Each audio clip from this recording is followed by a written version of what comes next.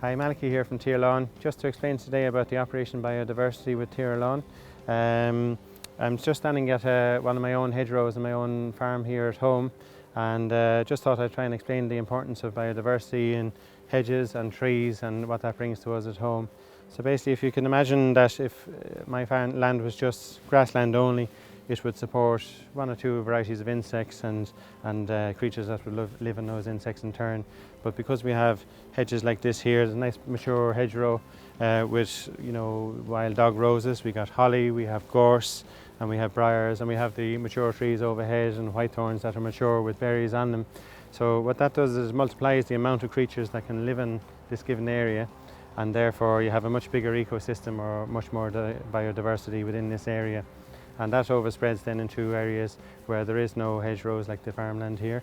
But it gives a good background and a home for all these creatures, which are very necessary for us all to have in our world, because they all react with us in one way or another.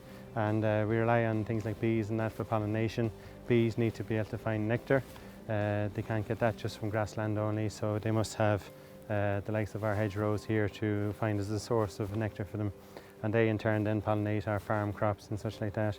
So it's very necessary really to have, as best you can, to put in new hedgerows if possible, to improve existing hedgerows that you may already have, and hopefully then in a couple of years' time you will end up with a lovely, thick, stock-proof, biodiverse area like this here. And as I say, I've been doing this for a couple of years now, putting in a lot of trees like that, and I know it works because I have seen the amount of wildlife in this area. It has improved dramatically since we introduced the lake nearby here, and we put in last year 200 oak trees, and every year it's growing and getting more and more biodiverse.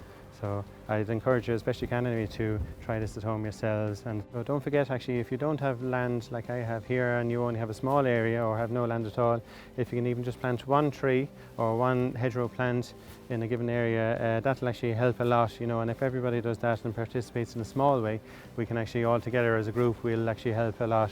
So sometimes you can maybe ask a neighbour if you don't have any land that you could plant a tree in their area. Perhaps there's a local area that you can put in a little tree or a hedging plant yourself. So the more we help each other, the better the environment will get.